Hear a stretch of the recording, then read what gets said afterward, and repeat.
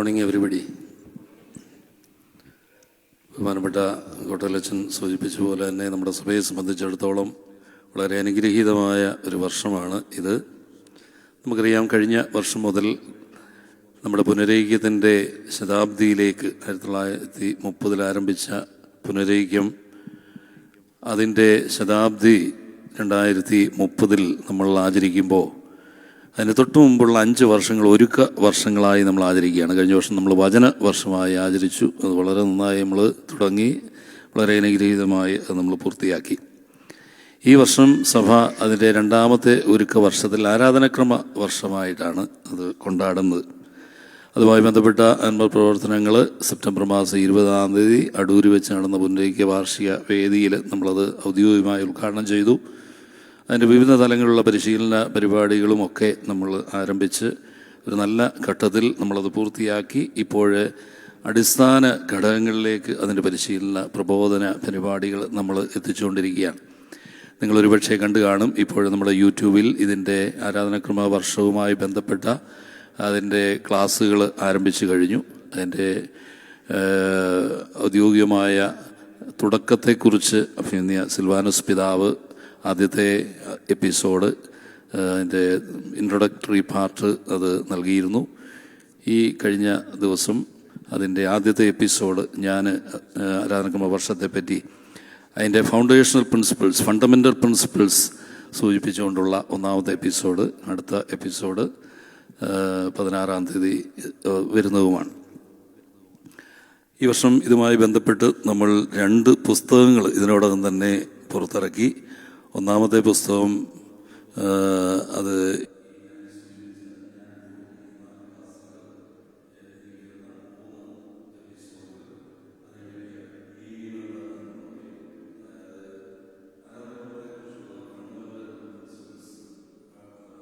കൈകാര്യം ചെയ്യുന്നുണ്ട്. 2ാമത്തെ പുസ്തകം ഈ പുസ്തകമാണ്.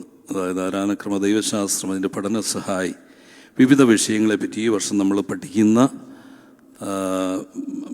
വിഷയങ്ങളെ സൂചിപ്പിച്ചുകൊണ്ടുള്ള പുസ്തകമാണ്. അപ്പോൾ ഇപ്പം നമ്മൾ ഈ ദിവസം നമ്മൾ ശ്രദ്ധിക്കാനായിട്ട് പോകുന്നത് അനുരഞ്ജന കൂദാശയെപ്പറ്റിയാണ്.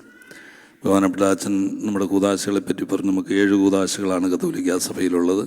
ആ 7 കൂദാശകളെ തന്നെ 3ആയിട്ട് നമ്മൾ തിരിക്കാറുണ്ട് നമ്മുടെ അണ്ടർസ്റ്റാൻഡിങ്ങിന് വേണ്ടി. അതായത് സാക്രമെൻറ്റ്സ് ഓഫ് ഇനീഷിയേഷൻ എന്ന് പറയും 1ാമത്തെ ഗണം. പ്രവേശ കൂദാശകൾ, അത് മാമോദീസായും മോറോനഭിഷേകവും വിശുദ്ധ കുർബാനയും. 2ാമത്തെ ഗണത്തിൽ വരുന്നതാണ് സാക്രമെൻറ്റ്സ് ഓഫ് ഹീലിംഗ്.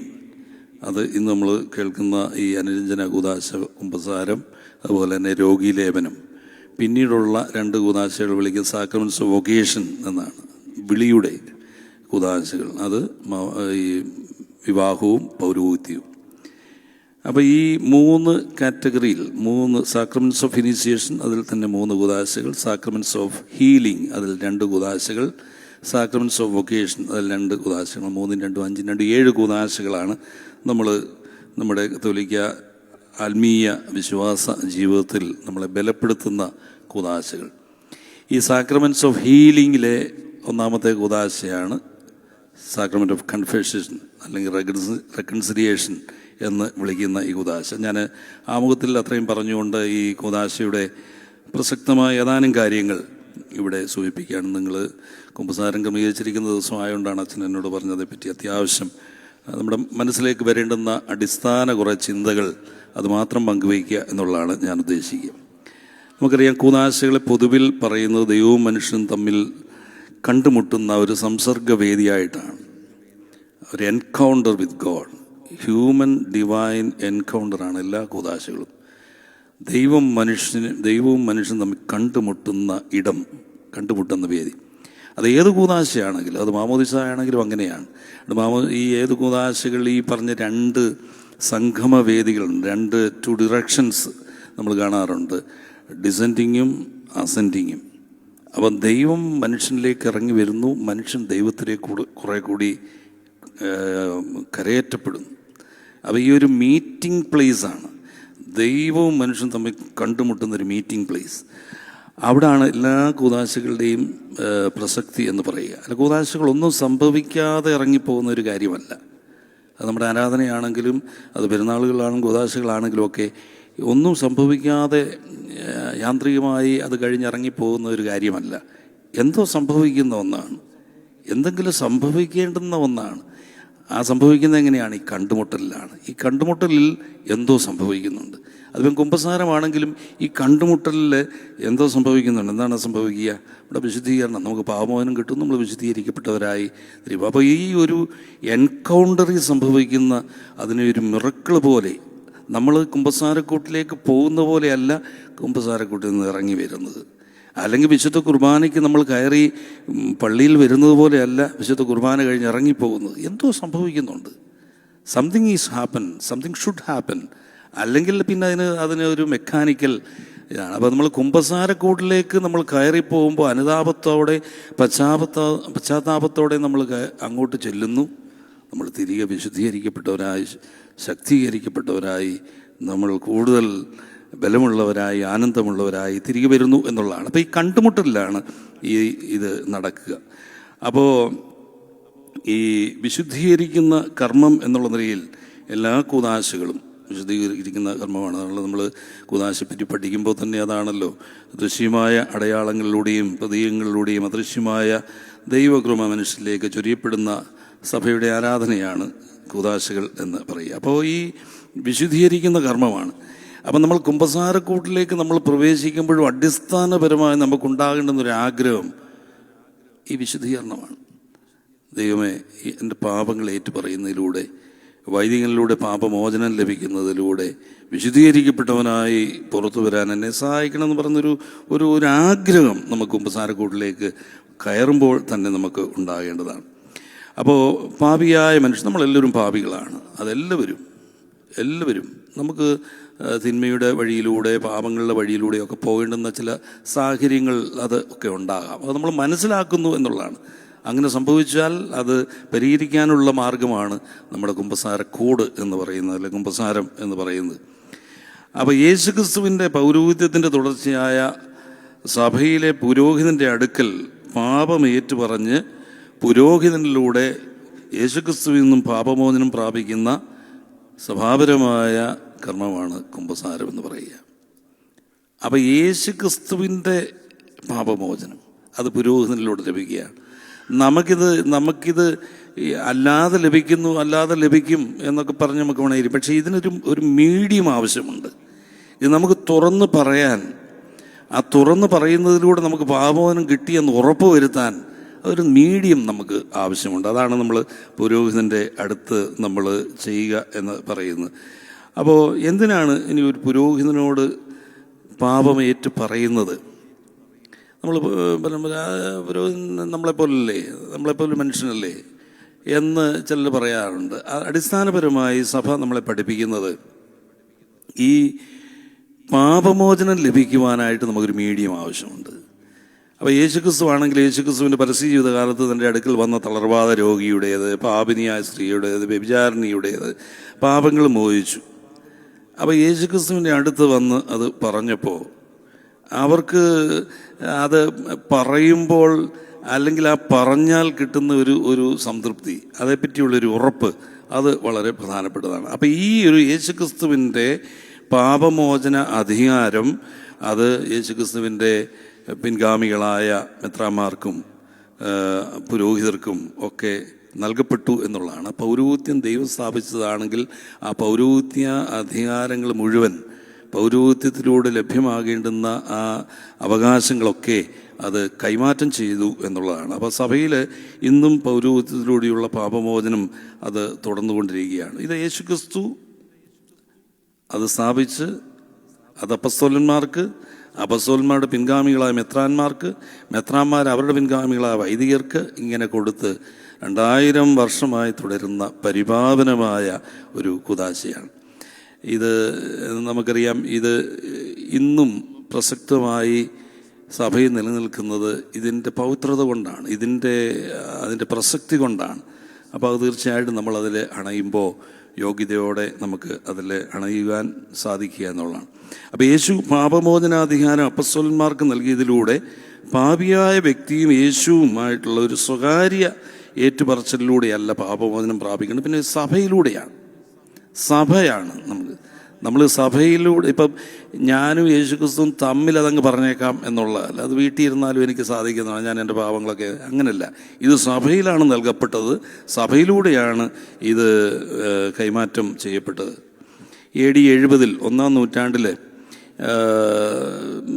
അന്നത്തെ ആദ്യ കൃതി, ഒരു ക്രൈസ്തവ കൃതി എന്ന് പറയുന്ന ഡിഡാക്കെ എന്ന സഭാജീവിതത്തെ സംബന്ധിച്ചുള്ളൊരു പുസ്തകമാണ്. അതിൽ ഇപ്രകാരമാണ് പറയുക: താനും ദൈവവും തനിച്ച് സ്വകാര്യതയിൽ ഏകാന്തതയിൽ ചെയ്യേണ്ട പ്രവൃത്തിയല്ല കുമ്പസാരം, പിന്നെയോ ഇത് സഭയിൽ പരസ്യമായി ചെയ്യേണ്ടതാണ്. അപ്പം ഇത് ഞാനും എൻ്റെ കർത്താവും തമ്മിൽ ഞാനങ്ങ് പറഞ്ഞോളാം എന്ന് പറഞ്ഞ് നമ്മൾ അങ്ങനെ പറയുന്നതിനെ അല്ല, അങ്ങനെ ചിന്തിക്കുന്നതിനെ അല്ല, ഇത് സഭയിൽ നടക്കേണ്ടതാണ്. ഡിഡാക്കെ എന്ന് പറയുന്നത് നമുക്കറിയാം, ഒന്നാം നൂറ്റാണ്ടിൽ AD 70 തയ്യാറാക്കപ്പെട്ട ഒരു ക്രൈസ്തവ കൃതിയാണ്. ക്രൈസ്തവ പ്രബോധനത്തെക്കുറിച്ചുള്ളൊരു കൃതിയാണ് ഡിഡാക്കെ. അതിൽ പറയുകയാണ്, താനും ദൈവവും തനിച്ച് സ്വകാര്യതയിൽ ഏകാന്തതയിൽ ചെയ്യേണ്ടുന്ന പ്രവൃത്തിയല്ല കുമ്പസാരം, പിന്നെയോ ഇത് സഭയിൽ പരസ്യമായി ചെയ്യേണ്ടതാണ്. അതുകൊണ്ട് ഇത് പരസ്യമായി ചെയ്യേണ്ടതാണ്. നമ്മുടെയൊക്കെ പള്ളികളുടെ നമുക്കറിയാം, നമ്മുടെ പള്ളി, ഈ ഒരു പള്ളിയുടെ കാര്യമല്ല ഞാൻ പറയാം, നമ്മുടെ ഒരു മലങ്കര ആരാധനാക്രമത്തിൽ നമ്മളൊരു പള്ളി പണിയുമ്പോൾ പള്ളി അത് 4 ഭാഗങ്ങളായിട്ടാണ്. അത് നിങ്ങൾക്കറിയാം: മണ്ഡലം, ഹൈക്കല, കസ്ത്രൂമ, മദ്ബഹ. ഇത് യേശുക്രിസ്തുവിൻ്റെ ശരീരമായിട്ടാണ്. നമ്മൾ അവിടെ നിന്നാണ് സാധാരണ നമ്മൾ പള്ളി കയറുമ്പോൾ പള്ളിയുടെ പടിഞ്ഞാറ് വശത്ത് നമ്മൾ കുരിശ് വരച്ച് കയറുകയാണ്. യേശുക്രിസ്തുവിലേക്ക്, യേശുക്രിസ്തുവിൻ്റെ ശരീരത്തിലേക്ക് നമ്മൾ പ്രവേശിക്കുകയാണ്. യേശുക്രിസ്തുവിൻ്റെ പാദം, പിന്നെ ശരീരമാണ് ഹൈക്കല. തിരുവിലാവിൻ്റെ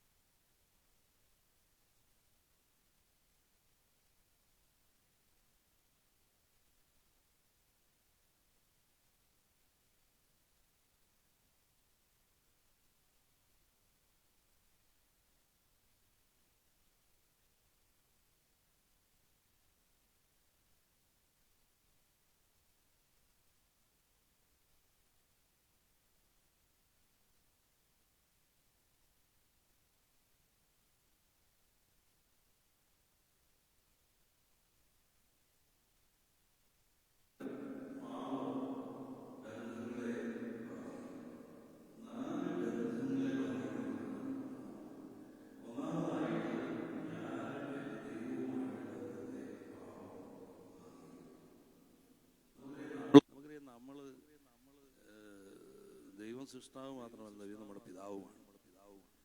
ആ പിതാവുമായിട്ടുള്ള എൻ്റെ ബന്ധത്തെ തകർക്കുന്നതാണ്, അല്ലെങ്കിൽ അതിന് അകലം വരുത്തുന്നതാണ് പാപം എന്ന് പറയുക. ആ ഒരു ബന്ധത്തിന് വികലത, വൈകല്യം സംഭവിക്കുന്നതാണ്. അപ്പം അതുകൊണ്ട് എന്താണ് ചെയ്യുക? ആ ബന്ധം വീണ്ടും വിളക്കിയെടുക്കാൻ അനുരഞ്ജനപ്പെടണം ദൈവവുമായിട്ടുള്ള. അപ്പോൾ ഒന്നാമത്തെ ഞാനും എൻ്റെ ദൈവവുമായിട്ടുള്ള ബന്ധത്തെ പാപം ബാധിക്കുന്നു. രണ്ടാമതായിട്ട് ഞാൻ എന്നോട് തന്നെയുള്ള ഒരു ബന്ധത്തിൽ എൻ്റെ വിശുദ്ധിക്ക്, എൻ്റെ വ്യക്തിത്വത്തിന് അത് വൈകല്യം ഉളവാക്കുന്നു എന്നുള്ളത്. അപ്പം ഞാൻ ചെയ്യുന്ന പാപങ്ങളൊക്കെ എന്നിലൊരു ആഘാതം സൃഷ്ടിക്കും. അത് അങ്ങനെ ഒരു ചിന്തയുള്ളവർക്ക് അത് ആഘാതം സൃഷ്ടിക്കുന്നു എന്ന് തന്നെ മനസ്സിലാക്കാനായിട്ട് സാധിക്കും. അപ്പോൾ ദൈവവുമായിട്ട് ഒരു ബന്ധത്തിൽ എനിക്ക് അത് അകലങ്ങൾ ഉണ്ടാകും. രണ്ടാമത് എന്നോട് തന്നെയുള്ള ഒരു ബന്ധത്തിൽ എന്നെ തന്നെ മുറിപ്പെടുത്തുന്ന. അതുകൊണ്ട് എന്താണ് സംഭവിക്കുക? ചിലപ്പോൾ നമുക്കത് വിഷാദരോഗം ഉണ്ടാകാം, കുറ്റബോധം ഉണ്ടാകാം. അതുകൊണ്ട് ഞാൻ എന്നോട് തന്നെ രമ്യപ്പെടണം. ഒന്നാമത്തെ ദൈവത്തോടുള്ള ഒരു ബന്ധത്തിൽ അകലം വന്നെങ്കിൽ ആ ദൈവത്തോട് നമ്മൾ രമ്യപ്പെടണം. രണ്ടാമത് എന്നോട് തന്നെയുള്ള എൻ്റെ വ്യക്തിത്വത്തെ ബാധിക്കുന്ന കാര്യത്തിൽ അകലങ്ങൾ വന്നിട്ടുണ്ടെങ്കിൽ ഞാൻ എന്നോട് തന്നെ രമ്യപ്പെടണം. മൂന്നാമതായിട്ട് പാപം ചെയ്യുമ്പോൾ സഭയുമായിട്ടുള്ള ബന്ധത്തിൽ അതൊരു അകലം സൃഷ്ടിക്കും. ഞാൻ പാപം ചെയ്യുമ്പോൾ ഞാൻ ആയിരിക്കുന്ന സമൂഹത്തെ, സഭയാകുന്ന ശരീരത്തെ മുറിപ്പെടുത്തുന്നു. സഭ എന്ന് പറയുന്നത് യേശുക്രിസ്തുവിന്റെ ശരീരമാണ്. Church is the body of Christ എന്ന് പറയാറുണ്ട്. അപ്പൊ സഭയാകുന്ന ആ ശരീരത്തെ ഞാൻ പാപം ചെയ്യുന്നതിലൂടെ മുറിപ്പെടുത്തുന്നു എന്നുള്ളതാണ്. സഭയാകുന്ന ശരീരത്തിന്റെ ശിരസ് യേശുക്രിസ്തുവാണ്. ആ ശരീരത്തിലെ അവയവങ്ങളാണ് നമ്മളെല്ലാവരും എന്ന് നമ്മൾ ഓർക്കുകയും, ആ ശരീരത്തിലെ ഏതെങ്കിലും ഒരു അവയവം, ആ ശരീരത്തിലെ വിശ്വാസികളായ നമ്മളാണ് അതിന്റെ അവയവം, ആ അവയവത്തിന് വേദനയുണ്ടായാൽ ആ ശരീരം മുഴുവൻ വേദനിക്കുന്നു എന്ന് പറയുന്ന അടിസ്ഥാന തത്വം ഇവിടെ വളരെ പ്രധാനമാണ്. അപ്പോൾ ഒരവയവം വേദനിച്ചാൽ ശരീരത്തിന് മുഴുവനായിരിക്കും. നമുക്ക് ചിലപ്പോൾ നമുക്കത് കുറെ കൂടി മനസ്സിലാകും. കാരണം നമ്മുടെ ഒരു കൂട്ടായ്മയിലെ ഒരാള് അങ്ങനെ ഒരു പാപകരമായ തിന്മയുടേതായ വഴിയിലൂടെയൊക്കെ പോകുമ്പോൾ നമുക്ക് അത് നമ്മുടെ ആ കൂട്ടായ്മയെ തന്നെ, നമ്മുടെ സഭയെ തന്നെ അത് ബാധിക്കുന്നു എന്ന് നമ്മളെപ്പോഴും പറയാറുണ്ട്. അപ്പൊ അതുകൊണ്ട് ഈ സഭയുമായിട്ടുള്ള ബന്ധത്തിലും അകലം സംഭവിക്കുന്നു. അതുകൊണ്ട് എന്ത് ചെയ്യണം? അതിനും രമ്യപ്പെടണം. ഞാൻ എൻ്റെ സഭാഗാത്രത്തെ, എൻ്റെ സഭാ കൂട്ടായ്മയെ, അത് എൻ്റെ പാപം, എൻ്റെ ചില നിലപാടുകൾ അത് മുറിപ്പെടുത്തിയെങ്കിൽ അത് പരിഹരിക്കാൻ ഞാൻ അനുരഞ്ജനപ്പെടണം. നാലാമതായിട്ട് നമ്മൾ വിചാരിക്കും, പ്രകൃതിയുമായി കൂടിയാണ് നമ്മൾ ബന്ധപ്പെട്ടിരിക്കുന്നത്. അപ്പോൾ ഞാൻ പാപം ചെയ്യുന്ന വഴി പ്രകൃതിയുടെ സന്തുലിതാവസ്ഥയും അത് ബാധിക്കും എന്നുള്ളതാണ്. അതുകൊണ്ട് പ്രകൃതിയോടും നമ്മൾ രമ്യപ്പെടണം, പ്രകൃതിയോടും നമ്മൾ അനുരഞ്ജനപ്പെടണം. അപ്പോൾ പാപം ചെയ്യുന്നത് വഴിയായിട്ട് അതിന്റെ തിക്തഫലം പ്രകൃതിയിലേക്കും കടന്നു വരാം. അപ്പൊ അതുകൊണ്ട് ആ രംഗത്തും നമ്മൾ അനുരഞ്ജനപ്പെടണം. അപ്പൊ അതുകൊണ്ട് ഈ 4 ബന്ധങ്ങൾ, ഒന്ന് ദൈവത്തോടുള്ള എൻ്റെ ബന്ധത്തെ അത് വികലപ്പെടുത്തുന്നു, വൈകല്യപ്പെടുത്തുന്നു, വൈകല്യമാക്കുന്നു. 2, എന്നെ തന്നെ, എന്നോട് തന്നെയുള്ള എൻ്റെ പ്രതിബദ്ധതയിൽ അകലം സൃഷ്ടിക്കുന്നു. 3, സഭയുമായിട്ടുള്ള ബന്ധത്തിൽ അകലം സൃഷ്ടിക്കുന്നു. 4, പ്രകൃതിയുമായിട്ടുള്ള ബന്ധത്തിൽ അകലം. അപ്പൊ ഈ മേഖലകളിലെല്ലാം നമ്മൾ പാപം ചെയ്യുമ്പോൾ അകലങ്ങള്, വിടവുകള് ഒക്കെ ഉണ്ടാകുന്നു. അത് നമ്മൾ രമ്യപ്പെടുക എന്നുള്ളതാണ്. അപ്പൊ കുമ്പസാരത്തിന് നമ്മൾ തയ്യാറാകുമ്പോൾ നമ്മുടെ അനുതാപ ചിന്തകളിൽ ഈ 4 തലങ്ങളും കടന്നു വരണം.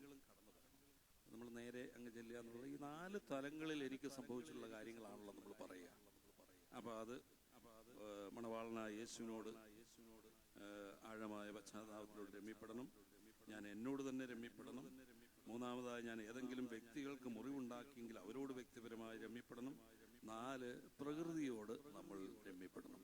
അപ്പം ഈ കുമ്പസാരക്കൂട്ടിലേക്ക് പോകുന്നതിന് മുമ്പ് നമ്മുടെ അനുതാപവും പശ്ചാത്താപവും അല്ലെങ്കിൽ നമ്മുടെ ആത്മശോധനയിലും ഒക്കെ ഈ 4 തലങ്ങളും കടന്ന് വരേണ്ടതാണ്. മറ്റൊരു പ്രധാനപ്പെട്ട കാര്യം കുമ്പസാരവുമായി ബന്ധപ്പെട്ട് നമ്മൾ മനസ്സിലാക്കുക, പാപമോചനം ഒരു തുടർ പ്രക്രിയയാണ്. പാപം മനുഷ്യൻ ചെയ്യുമ്പോൾ, വീണ്ടും വീണ്ടും ചെയ്യുമ്പോൾ അതൊരു തുടർ പ്രക്രിയയിലേക്ക് നമുക്ക് പോകാനായിട്ട് സാധിക്കും. നമുക്കറിയാം, പാപമോചനം കുമ്പസാരത്തിലൂടെ മാത്രമല്ല ലഭിക്കുക. കുമ്പസാരം എന്ന കൂദാശയിലൂടെ അത് തീർച്ചയായിട്ടും ഔദ്യോഗികമായതിനുള്ള വേദിയുണ്ട്.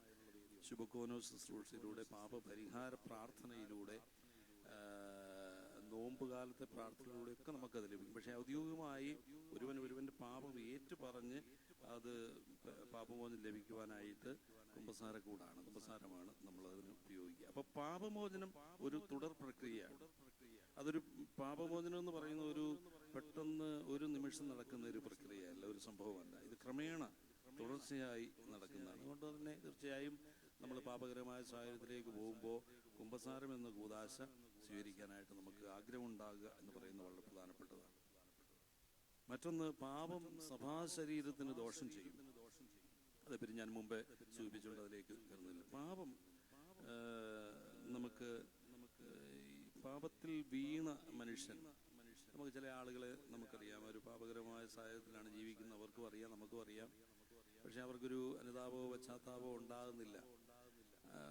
അത് നമ്മൾ തീർച്ചയായിട്ടും നമ്മൾ അവർക്ക് വേണ്ടി പ്രത്യേകമായിട്ട് പ്രാർത്ഥിക്കുക എന്നുള്ളതാണ്. അപ്പൊ ഒരു രോഗിയെ പോലെ പാപിയെ കാണാൻ നമുക്ക് സാധിക്കും. രോഗമാണ്.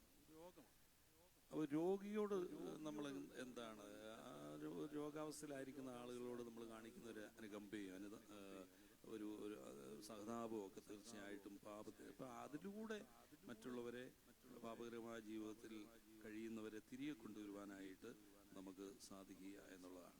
ഇനി എപ്പോഴെല്ലാമാണ് കുമ്പസാരിക്കേണ്ടത്?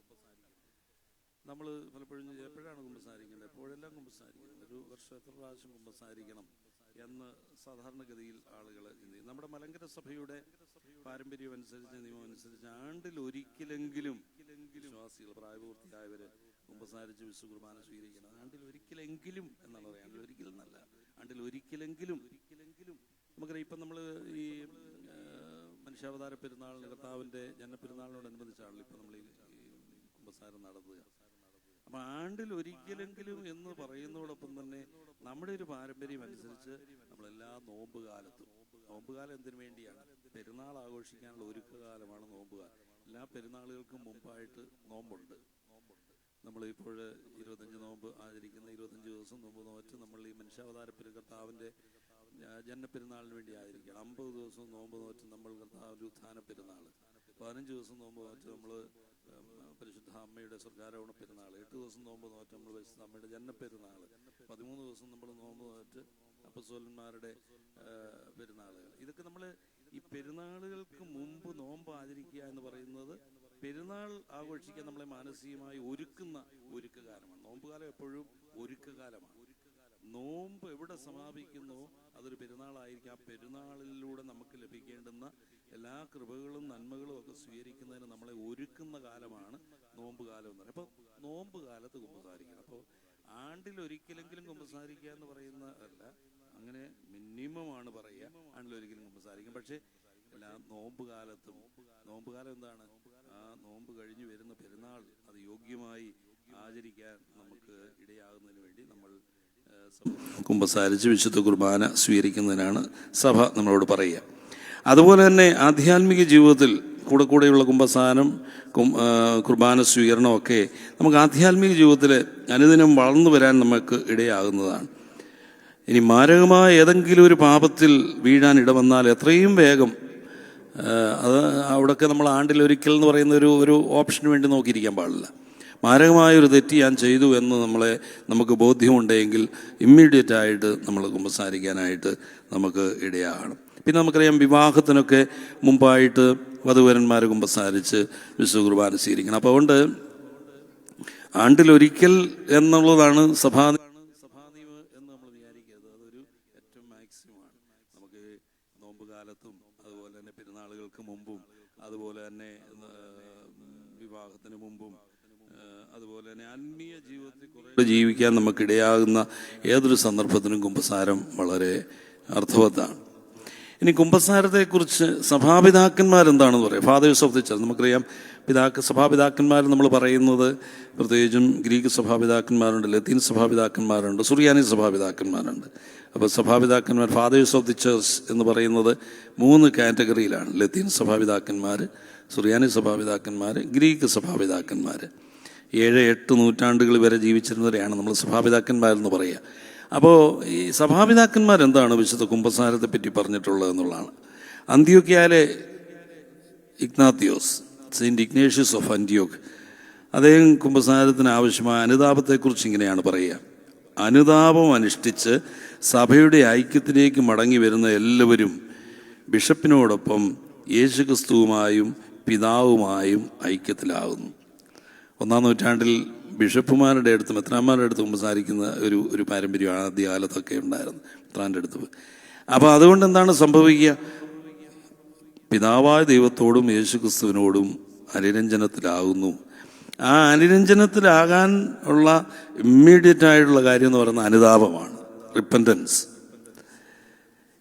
ജോൺ ക്രിസോസ്റ്റം മറ്റൊരു സഭാപിതാവാണ്. അദ്ദേഹം പറയാണ്, ദൈവം ദൂതന്മാർക്കോ പ്രധാന ദൂതന്മാർക്കോ നൽകിയിട്ടില്ലാത്തൊരു ശക്തി പുരോഹിതന്മാർക്ക് നൽകിയിട്ടുണ്ട്.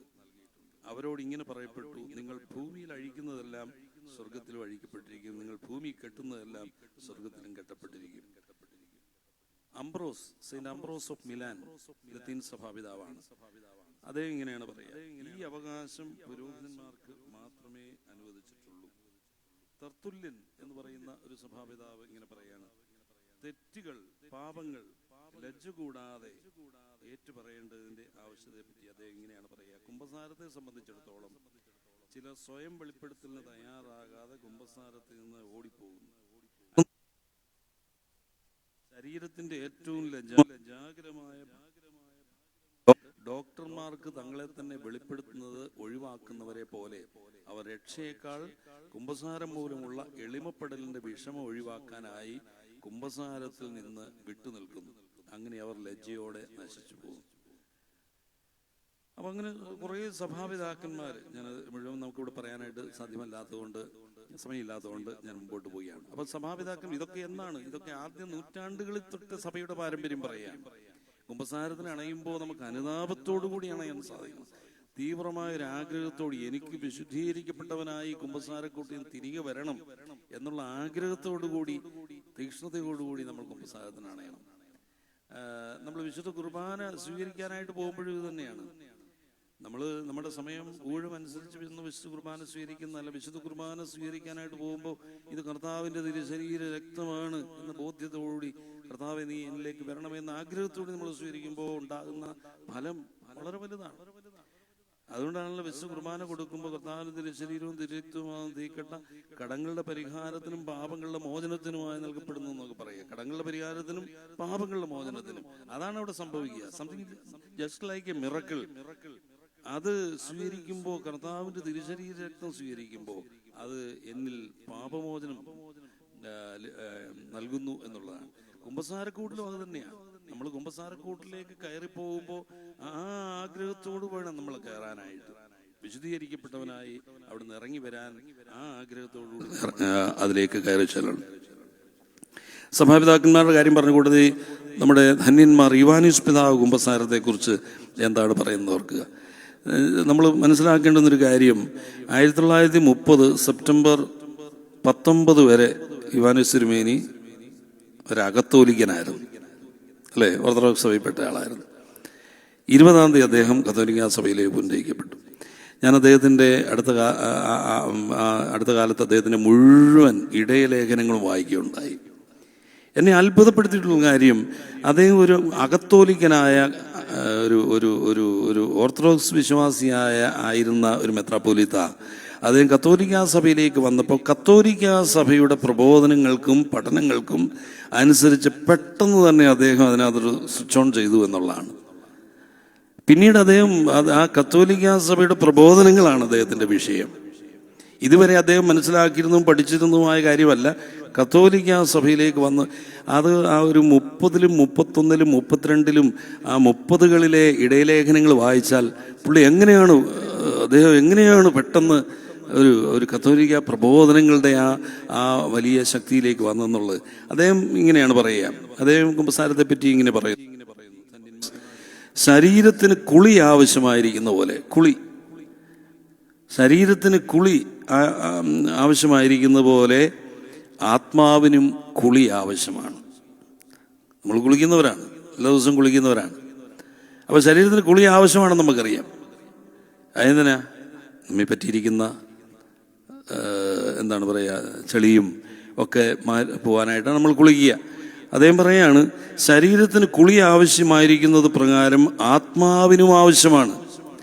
ആത്മാവ് കുളിക്കുന്നതിനുള്ള വെള്ളം യേശുമിശിഹായുടെ തിരുരക്തമാകുന്നു. അത് ശേഖരിച്ചിരിക്കുന്ന കുളം വിശുദ്ധ കുമ്പസാരമാകുന്നു. അപ്പൊ ആത്മാവിനെ കുളിപ്പിക്കാനുള്ള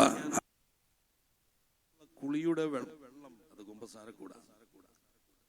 അവിടെ നിന്നാണ് നമ്മൾ കുളിച്ചിറങ്ങുക. കുളിക്കാൻ അങ്ങോട്ട് കുളിച്ചു കഴിഞ്ഞ് ഈ കുമ്പസാരക്കൂട്ട് ഇറങ്ങി വരികയാണ്. അപ്പോ അദ്ദേഹം പറയാണ്, പാപനിയായ സ്ത്രീയോട് ഞാനും നിന്നെ വിധിക്കുന്നില്ല, പൊയ്ക്കൊള്ളുക, ഇനിമേൽ പാപം ചെയ്യരുത് എന്ന് പറഞ്ഞ ഈശോയുടെ സ്വാന്തന ശബ്ദമാണ് കുമ്പസാരക്കൂട്ടിൽ നിന്ന് പുരോഹിതനിലൂടെ അനുതാപി ശ്രവിക്കുന്നത്. ഇനിമേൽ പാപം ചെയ്തത്. പാപനിയായ സ്ത്രീ വന്നപ്പോൾ എല്ലാവരും പറഞ്ഞു അവൾ തെറ്റ് ചെയ്തവളാണ്, അവളെ കല്ലെറിയാനൊക്കെ നിന്നപ്പോൾ കർത്താവ് മാത്രം പറഞ്ഞു, ഞാൻ നിന്നെ വിധിക്കുന്നില്ല, നീ പൊയ്ക്കൊള്ളുക. പക്ഷെ ഒരു കാര്യം പറഞ്ഞു, നീ ഇനിമേൽ പാപം ചെയ്യുക. അപ്പം ഈ ഒരു സ്വരമാണ് കുമ്പസാരക്കൂട്ടിൽ നിന്ന് നമുക്ക് ലഭിക്കുക. ഒരു നല്ല കുമ്പസാരം, ഒരു പൂർണ്ണമായ കുമ്പസാരം നടത്തുന്നതിന് എന്താണ് ചെയ്യേണ്ടത്? പലപ്പോഴും അത് യാന്ത്രികമായി പോകുമ്പോഴാണ് അതിൻ്റെ ശക്തി നമ്മൾ തിരിച്ചറിയാത്തത്. ആനയുടെ ശക്തി അറിയില്ല എന്ന് പറയുന്ന പോലെയാണ് നമുക്ക് നമ്മുടെ കൂനാശകളുടെ ശക്തി പലപ്പോഴും തിരിച്ചറിയാൻ സാധിക്കാതെ യാന്ത്രികമായി, വളരെ മെക്കാനിക്കലായി, ഒരു ഓർഡിനറി കാര്യമായി നമ്മളതിൽ പങ്കുചേരും. അപ്പോൾ ഒന്നും കിട്ടാതെ നമ്മൾ തിരിച്ചു പോകും. വിശുദ്ധ കുർബാനയെ സംബന്ധിച്ചാലും നമ്മൾ പ്രാർത്ഥനയിൽ സംബന്ധിച്ചാലും ഒക്കെ എന്തെങ്കിലും കിട്ടി വേണം ഇറങ്ങി പോവാൻ. ഒന്നും കിട്ടാതെ ഇറങ്ങിപ്പോയാൽ അന്നേരം വിചാരിച്ചോണം നമ്മൾ വളരെ മെക്കാനിക്കലായിട്ടാണ് അതിൽ സംബന്ധിച്ച് യാന്ത്രികമായി അതിൽ വന്നു നിന്നു എന്നുള്ളതാണ്. അപ്പം കുമ്പസാരത്തിൽ നിന്ന് ലഭിക്കേണ്ടുന്ന കൃപകൾ എനിക്ക് ലഭിക്കണമെന്ന ആഗ്രഹത്തോടെ നമ്മൾ കുമ്പസാരത്തിൽ പങ്കുചേരണം. അപ്പം കുമ്പസാരം നല്ലതും പൂർണ്ണവുമാകാനായിട്ട് ശ്രദ്ധിക്കേണ്ടുന്ന ചില കാര്യങ്ങളുണ്ട്. അത് നമ്മൾ വളരെ കൃത്യമായി എല്ലാ പാപങ്ങളും ഏറ്റുപറയണം. മനഃപൂർവ്വം പാപം മറച്ചു വെച്ച് കുമ്പസാരിക്കുന്നതും പാപത്തിൻ്റെ ഗൗരവം കുറച്ച് കാട്ടി കുമ്പസാരിക്കുന്നതും കുമ്പസാരത്തെ അസാധുവാക്കുന്നു എന്നുള്ളതാണ് സഭയുടെ പ്രബോധനം. അതായത് എല്ലാ ചില പാപങ്ങൾ മറച്ചു വെച്ചുള്ള കുമ്പസാരവും മനഃപൂർവ്വം അതിൻ്റെ ഗൗരവം കുറച്ചു കാട്ടി കുമ്പസാരിക്കുന്നതൊക്കെ അത് ഇൻവാലിഡാക്കുന്നു എന്നുള്ളതാണ്. അപ്പോൾ പാപങ്ങൾ മറന്നു പോകാതെ നമ്മളത് ഏറ്റുപറയണം. നമുക്കെല്ലാം ചിലപ്പോൾ ഓർത്തിരിക്കാനായിട്ട് സാധിക്കുന്നത് ചില സ്ഥലങ്ങളിലൊക്കെ ചിലരൊക്കെ എഴുതിക്കൊണ്ടൊക്കെ വരും. ഓക്കെ, അത് അവരുടെ അനുതാപം അവരത് ബോധ്യപ്പെട്ട് പറയേണ്ടുന്ന കാര്യങ്ങൾ അത് പറയാനുള്ള ഒരു ആഗ്രഹത്തിലാണല്ലോ അങ്ങനെ എഴുതിക്കൊണ്ടൊക്കെ വരിക. അപ്പോൾ അങ്ങനെ വേണമെങ്കിൽ നമുക്ക് ചെയ്യാവുന്നത് ഒരു ഉപകാരപ്രദമായ രീതിയാണ്. ഇനിയും കുമ്പസാരിക്കാനായിട്ട് നമ്മൾ പോകുമ്പോൾ ഈ പാപങ്ങളെ യഥാർത്ഥമായി കണ്ടുപിടിക്കുന്നതിന് സഹായമായിട്ടുള്ള പരിശുദ്ധാത്മാവിൻ്റെ പ്രാർത്ഥന നമ്മൾ ചൊല്ലണം. പരിശുദ്ധാത്മാവാണ് നമ്മളെ ഓർമ്മിപ്പിക്കുക. നമ്മൾ കുമ്പസാരത്തിനായിട്ട് നമ്മൾ അണയുന്നതിന് മുമ്പായിട്ട് നമ്മളിതെല്ലാം ഓർക്കണം. ചെയ്തു പോയ തെറ്റുകൾ, പാപങ്ങൾ അത് ക്രമമായി ഓർക്കണം. അതിന് നമുക്ക് പരിശുദ്ധാത്മാവിൻ്റെ സഹായവും ആവശ്യമാണ്. ഇനി എന്തൊക്കെയാണ് നല്ല കുമ്പസാരത്തിന് ആവശ്യമായ ഘടകങ്ങൾ? ഒന്ന്, ആത്മശോധന. ആത്മാവിനെ പരിശോധന ചെയ്യുക. നമ്മളിങ്ങനെ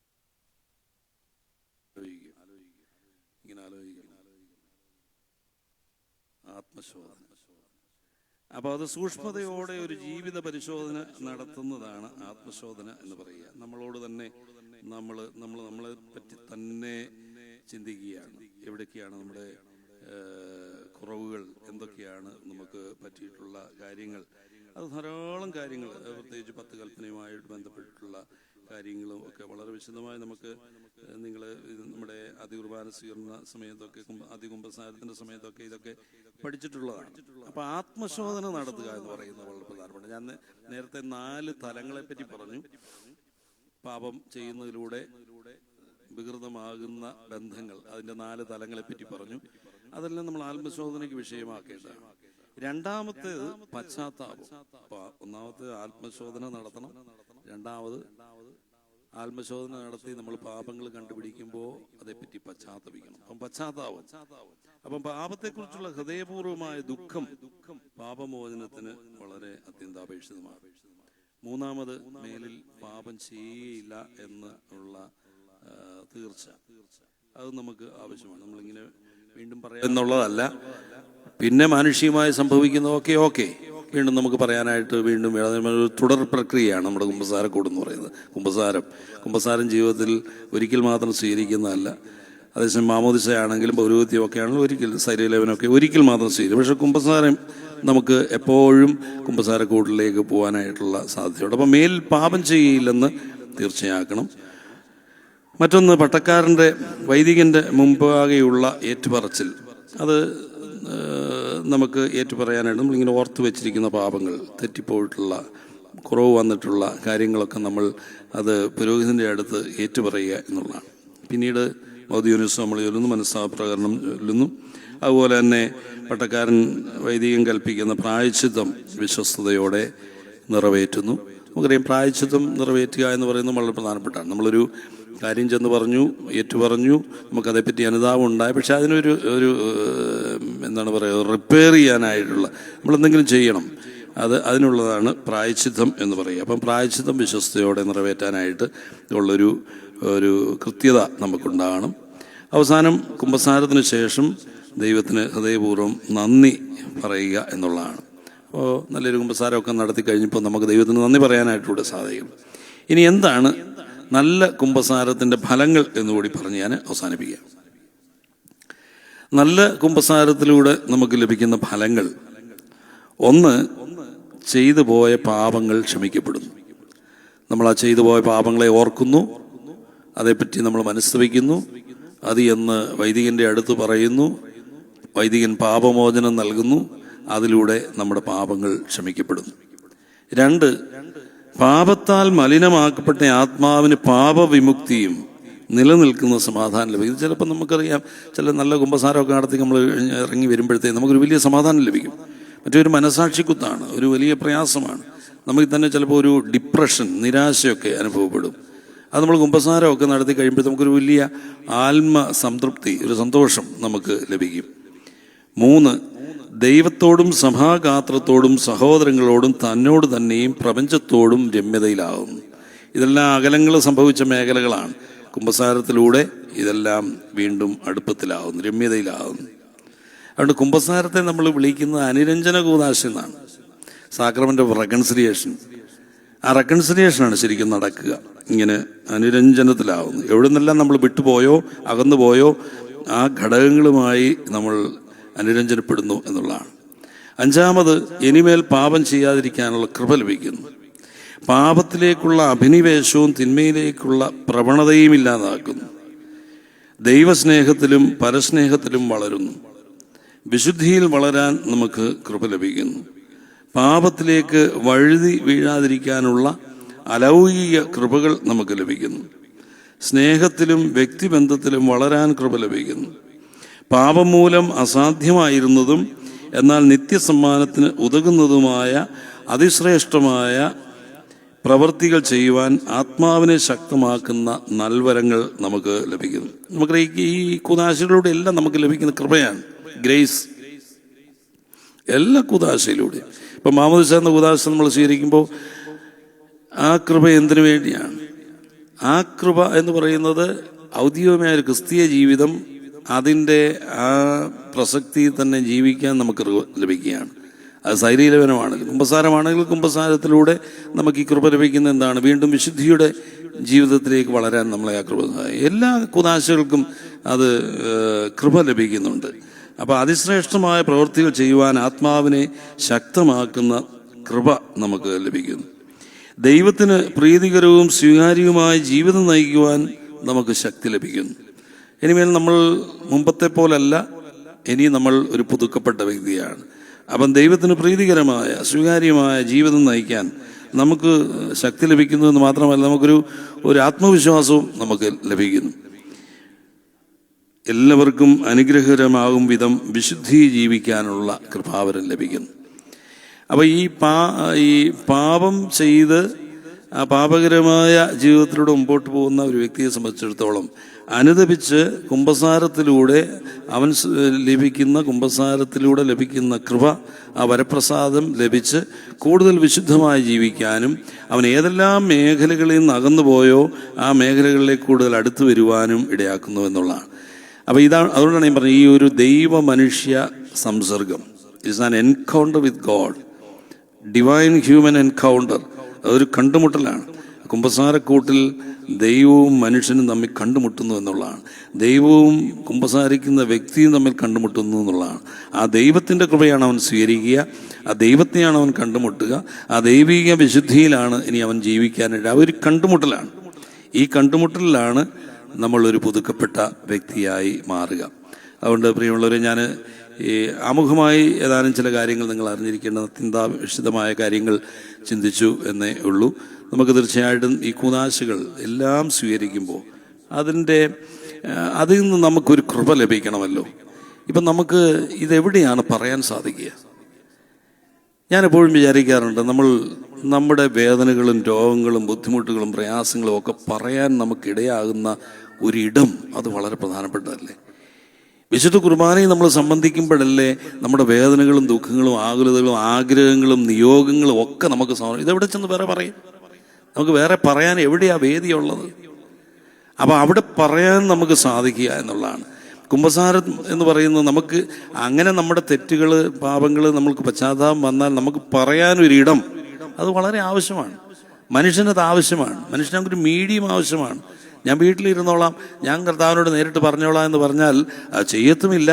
അതല്ല ആ സഭ നമ്മോട് പറയുക. 2000 ആണ്ടുകളായി, 20 നൂറ്റാണ്ടുകളായി, 21 നൂറ്റാണ്ടുകളായി നമ്മൾ സഭയായി ചെയ്തുകൊണ്ടിരിക്കുന്ന പരിപാവനമായൊരു കാര്യമാണ്.